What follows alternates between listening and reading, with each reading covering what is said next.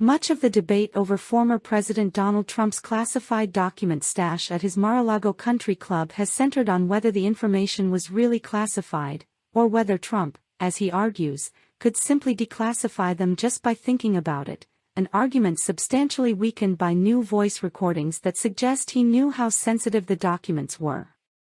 But that may not be the right question to ask, argued former federal prosecutor and legal analyst Elliot Williams on CNN Wednesday, because Trump's actions are potentially illegal even if all of the documents were declassified.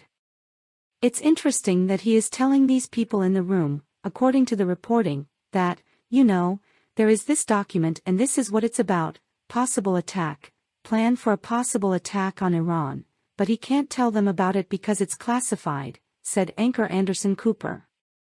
If he had magically declassified it, as he said, in his mind or however else he has in various explanations, that would not be the case.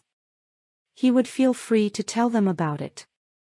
Well, it would still be a crime, Anderson, said Williams.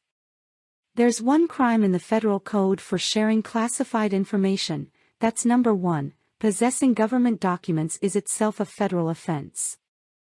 But more importantly, possessing defense-specific information is itself a federal offense that carries with it a 10-year penalty.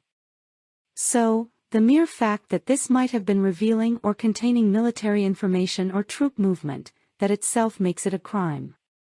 The upshot, said Williams, is that we've got to get out of this framing of talking about classification versus declassification because it really, for most of the crimes that could be investigated here, based on information that we have, don't really have anything to do with classification at all.